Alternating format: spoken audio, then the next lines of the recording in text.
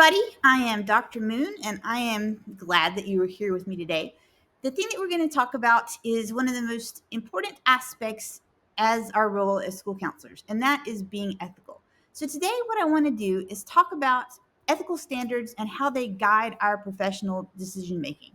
So, when you leave here today, I want you to have a deeper understanding of how to approach ethical issues. As school counselors, sometimes we get problems that are thrust upon us and we're like, I have absolutely no idea how I'm going to do this. And this is a good thing because we have an ethical code or an ethical standards that we use that we can work through. So right here is the ASCA ethical standards for school counselors. In the framework textbook that we use, the red book, the ASCA, what is it called? The ASCA National Model, a framework for school counseling programs. In that textbook that you have, you can go in on page 15 through 28, and it walks us through the different steps. But that's okay. I'm going to go through those today with you. So we use an ethical decision-making model. It's called STEPS, and the reason it's called STEPS is because it has 9 steps that you work through as you go through the different problems. So let's take a look at the steps. Step 1, you've got the problem. You don't know what you're going to do with it. So the first thing that we're going to do is define the problem emotionally and intellectually.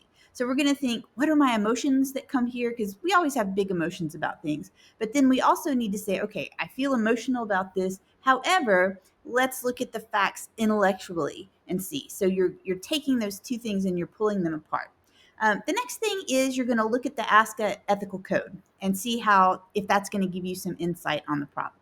We're also going to talk about the developmental levels of the student. How does their age and impact, intellectually impact the issue? And we're also going to talk about the parent and guardian's rights and then the different rights the minors have.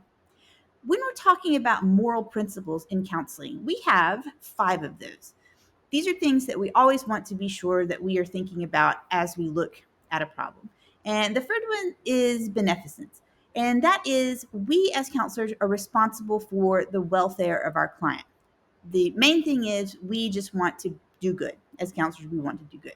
So, for instance, let's say that I'm working to teach students friendship skills in classroom guidance. And I'm doing that because I want to be proactive, I want to do good, and I want to help them be successful in school. The next one is autonomy, which is basically independence. As school counselors, we want to give students the freedom to make their own decisions and to choose their own actions. Does that mean that they're always going to make the choice that we think they should? No, but we will work with them. They've made the choice. We're going to support them the very best way that we can. The next one is non-maleficence, and that is not causing harm to others. So that means that we are not intentionally inflicting harm and we are not engaging in actions that may harm other people. So, for instance, we're not going to use confidential information to manipulate a student. So I would never say, if you don't stop this behavior, I'm going to tell your mom that you stole money from her purse. So see, that's kind of like putting the kid in an uncomfortable and weird situation. The next one is loyalty. We as counselors always want to be truthful and we want to respect the rights and responsibilities of other people. So we are always trying to support students and their families, and we are very transparent about confidentiality. So when a student comes to you and wants to talk, you always want to say, hey, I just want to remind you that we have some limits in confidentiality, and these are what those limits are. And if that goes, if that goes beyond the limits of confidentiality, then I have to break that. I always say to them, you know, when we talk about confidentiality, and I'm like, harm to yourself, harm to others, anything else that goes in there that you're worried about. I always say sometimes a problem is bigger than Dr. Moon. It's bigger than you and me. So when that happens, I need to get someone else that can help us. So they know that going in that those are the limits that I have to work with. And the last one is justice. That is treating people fairly. We don't discriminate against anybody in race, in sexual orientation, other things like that. So the school counselor does not ever refuse to work with a student who has different values. So for instance, we would never say, I don't want to talk to someone that says they are trans. I don't work with someone like that. That's not a real thing. So we're always looking to work and be careful with our student population. The next part of the steps is to determine your course of action and their consequences. Think of all the different courses that you could use. What are different things? I'm brainstorming. I'm coming up with them. And then I'm going to write down the pros and the cons. And then I'm going to think about, if I chose this action, how's that going to impact my student? You're going to think about that. And then you're also going to evaluate the selected action. So, looking at all the information that you gathered, what are the consequences for everybody that's involved if I decide to take this path? So, we're trying to think about the student, we're thinking about their families, and we're thinking about any other parties that are involved in the issue. And we want to be sure that if we are looking at an option and we think, this is not this is not going to give me a good result, then that's something that you need to think, let's mark that off the list. That's not going to work. The next one is to consult and always have counselor friends that you can call and talk to them. You will start to get very close to all the counselors that are in your school district. And I always had a few buddies that I knew that I could call at any time and I could say, hey, things are not going well. I need your input on something. And that's always a good thing to do, is to consult with other people. And then finally, you are going to implement the course of action. You're going to move forward with the thing that you think is best. So let's take a look at a problem, and then we'll talk about all the different steps and how we're going to go through that. So here we are. This is Miss Hannah's dilemma, and she has a little fourth grade girl named Julie who's been referred to her. And when she's talking with Julie, Julie says, hey, my dad is in jail. She also says, my mom and I have been living in hotels, or sometimes we're staying in a friend's house if her mom can't afford the hotel. And Julie is begging Miss Hannah. She's begging the counselor. She says, oh, please don't tell anyone what I said, because if my mom finds out, I'm going to get in trouble. And Miss Hannah, the counselor, she's met the mom, and she thinks the mom's pretty cool and that she would be receptive to help. And Miss Hannah also has a phone number for a local charity that helps people with short-term housing. So she's thinking, should I call the mom and help Julie and her family? Or should she listen to Julie and say, oh, Julie doesn't want me to tell because she is risking getting in trouble? So let's define the problem in the two ways. We're going to think about emotionally and intellectually. So emotionally, Miss Hannah thinks, does this little girl have a place to sleep?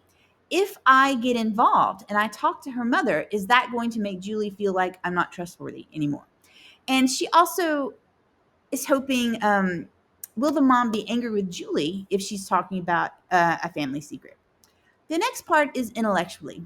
She thinks Julie's mom is pretty chill, and she thinks that she would be receptive if she gave her some outside assistance.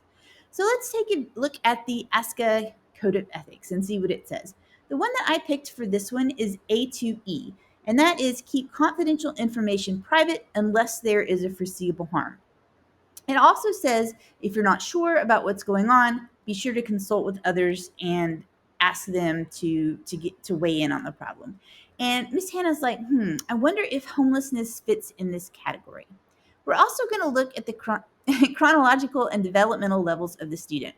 So she knows that Julie in fourth grade does not really understand the seriousness of homelessness, and she thinks, if I'm going to weigh these two together, I think that helping the mom is going to weigh in a little bit more than worried about Julie not understanding what's going on. Now, consider the rights of the parents and the minors. Julie does have the right to confidentiality, as well as her mother. So let's look at the moral principles. What is she going to apply? Miss Hannah wants to be helpful, she wants to do good, and she wants to be proactive and non-maleficence. She doesn't want to cause harm to Julie by interfering in the relationship that she has with Julie or with the relationship that she has with her mother. So let's look at the potential courses of actions and their consequences. If Miss Hannah helps the family, would this benefit everything, or would it ruin the relationship with Julie? Miss Hannah worries, if I don't help, Mom and Julie are going to struggle, but the relationship between Miss Hannah and Miss Julie would be more intact. But Miss Hannah is also like, Julie's absences have become more frequent because they're moving around different places, and that's going to start having some academic consequences for her. She's not doing so well in school. So, after doing all these things and talking to other people and weighing the different pros and cons, Miss Hannah decides, I'm going to break the confidentiality. I'm going to talk to Julie's mom about the housing situation because I think sharing that with the mother outweighs any harm to the student. All right, in consultation, like I said, she is going to check with a friend and say, hey, let me run this by you. Is this going to work? It's not going to work.